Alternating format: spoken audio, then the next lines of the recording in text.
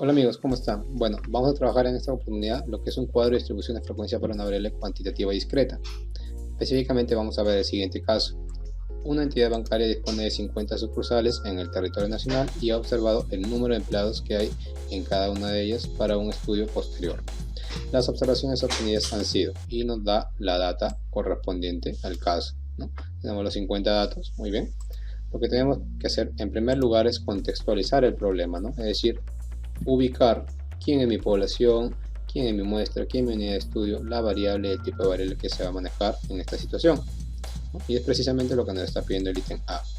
El ítem B nos pide construir un cuadro estadístico, ¿no? E interpretar algunas frecuencias.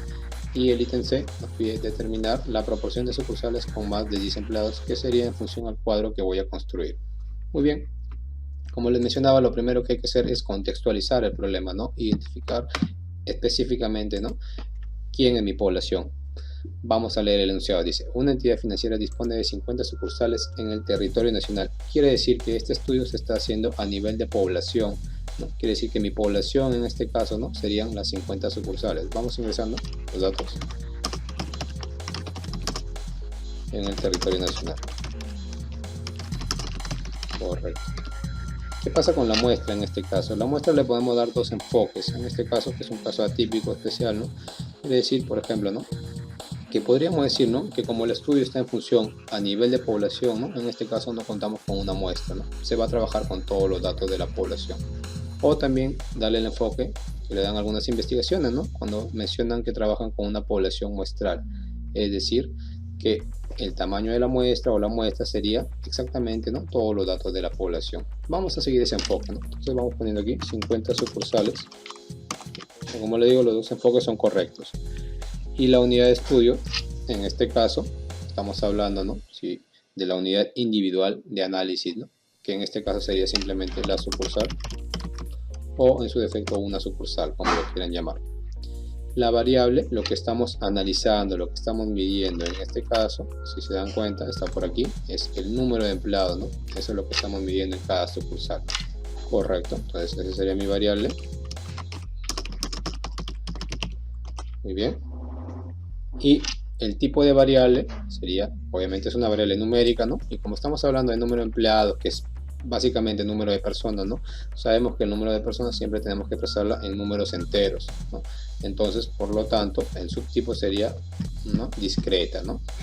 Vamos a ponerlo aquí, cuantitativa, correcto, discreta. Ahora, construye un cuadro de distribución de frecuencia completo e interprete. Vamos a construir el cuadro ahora e interpretar. Para construir el cuadro con la aplicación Megastat, tenemos que tener en cuenta lo siguiente.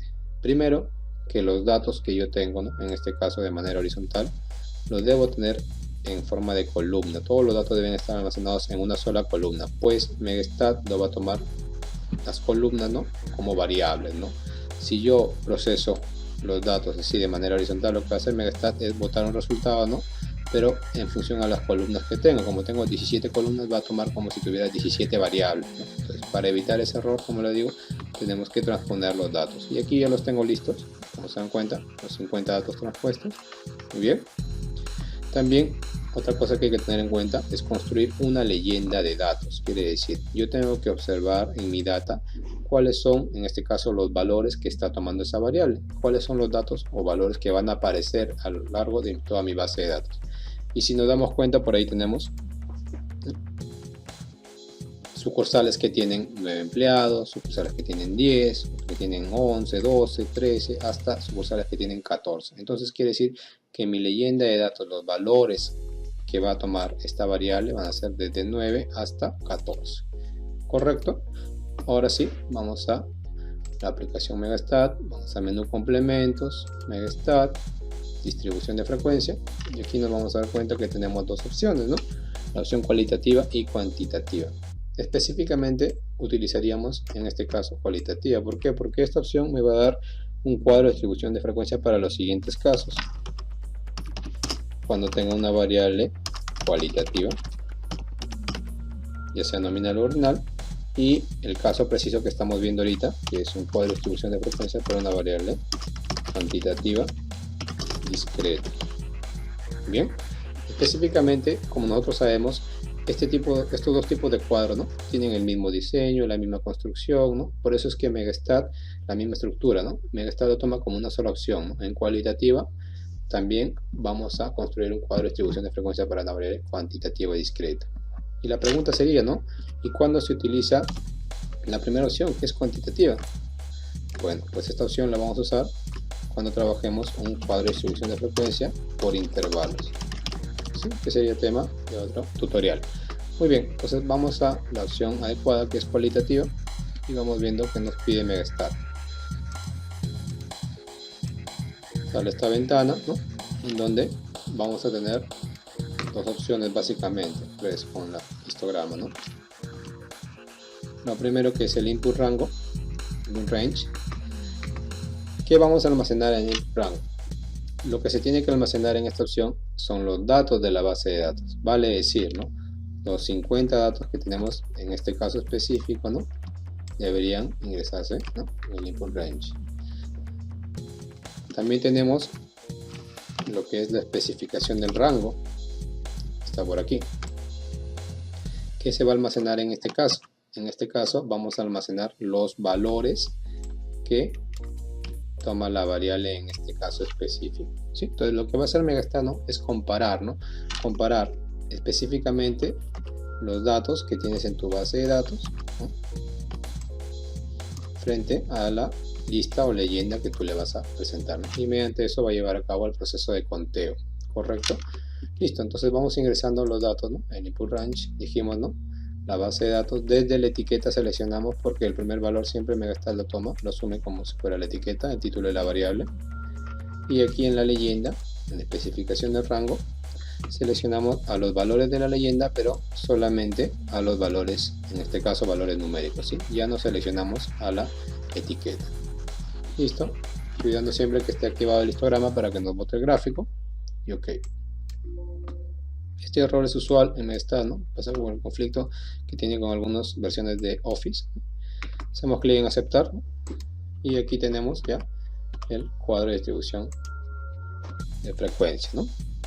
Bien, lo que ha hecho básicamente Megastat es realizar el proceso de conteo, ¿no? Si ustedes se dan cuenta, esto que dice frequency se refiere al FI minúscula, que sería la frecuencia absoluta simple, y el HI minúscula, que es la frecuencia relativa simple, ¿correcto? Entonces, básicamente este es el cuadro, ¿no? Por aquí tenemos el gráfico, ¿no?, que está en función a este cuadro. Podemos matizar un poquito más este gráfico, volverlo más presentable, ¿no? Voy a reducir un poquito para que se note. También puedo completar, ¿no?, lo que es la tabla según los formatos establecidos, ¿no?, que es lo que me menciona APA con respecto a una tabla o un cuadro de distribución de frecuencia que tiene numeración, ¿verdad? Entonces vamos poniéndolo, ¿no?, tabla número 01, correcto. Un título adecuado, ¿no?, es aquel título que tiene que contener bien a la población o a la muestra y a la variable en estudio, correcto. Vale decir que podemos decir lo siguiente: distribución, en nuestro caso, de sucursales o de 50 sucursales según el número de empleados, correcto. Tendríamos que seleccionar una fuente, ¿no?, que podría ser, por ejemplo, portal web, ¿no? Estamos viendo en caso de entidades financieras, vamos a poner portal web de la Superintendencia de Banca y Seguros, una muestra alusiva al caso, ¿no?, la fuente. ¿Qué más podemos identificar aquí? Ya, la elaboración, punto importante, ¿no?, que tenemos que tener en cuenta. Vamos a ponerle la elaboración propia, ¿no?, del autor, correcto. Ahora, así como les decía que tenemos que contextualizar el problema, ¿no?, si bien es cierto, yo sé que este FI se llama frecuencia absoluta simple y el HI es la frecuencia relativa simple, pero yo tengo que contextualizarlo, ¿no?, adaptarlo a mi caso que estoy revisando. Si vemos aquí, este es el conteo, ¿no?, quiere decir que aquí están las 50 sucursales que estoy analizando, ¿no? Entonces vale decir que esta frecuencia, para el caso de problema, se le llama número de sucursales. Número, vamos a ponerlo nuevamente, de sucursales, y la frecuencia relativa sería el porcentaje de sucursales, correcto. Para que se aprecie mejor, vamos a extender un poco el tamaño de las columnas.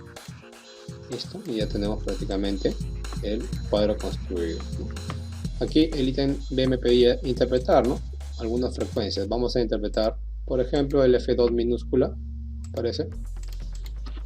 F2 minúscula, como de la interpretación del F2 en este caso, diría, ¿no?, 9 sucursales tienen 10 empleados.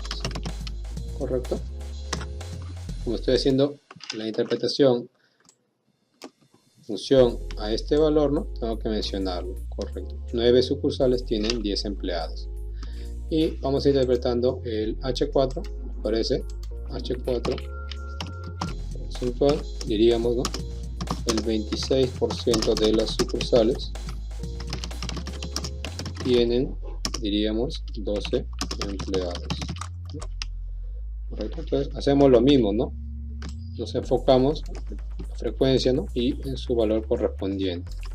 Listo. Entonces, qué importante, ¿no?, son los títulos que le hemos puesto en este caso a nuestra frecuencia, porque nos están ayudando a las interpretaciones, ¿no?, tanto número de sucursales como porcentaje de sucursales. Correcto. Bien, y por último, en la parte C, nos pedía determinar la proporción de sucursales con más de 10 empleados. ¿Cómo respondemos a esta pregunta? La proporción de sucursales con más de 10 empleados, ¿no?, tendría que ver en mi cuadro, ¿no?, en mi cuadro de resumen, que es mi tabla de distribución de frecuencia, ¿no?, cuáles son los valores que están cumpliendo esta condición. Determinar la proporción de sucursales con más de 10. Ya, entonces vamos al cuadro. ¿Cuáles son esas sucursales? Son las sucursales, si nos damos cuenta, ¿no?, que tienen a partir de 11 empleados, de 11, 12, 13 y 14 empleados, ¿no? Entonces, como me está preguntando en función a una proporción, yo tengo que trabajar con las frecuencias relativas. Vale decir, tendría que sumar, ¿no?, las frecuencias relativas, ¿no?, que corresponden a esos valores, ¿no?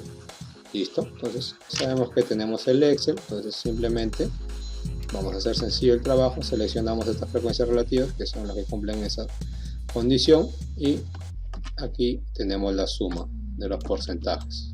¿Sí? La respuesta sería el 74% de sucursales. Vamos respondiendo por aquí.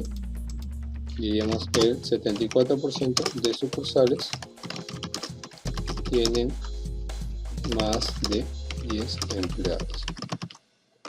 De esa manera estaría contestando y resolviendo el caso completo. Gracias.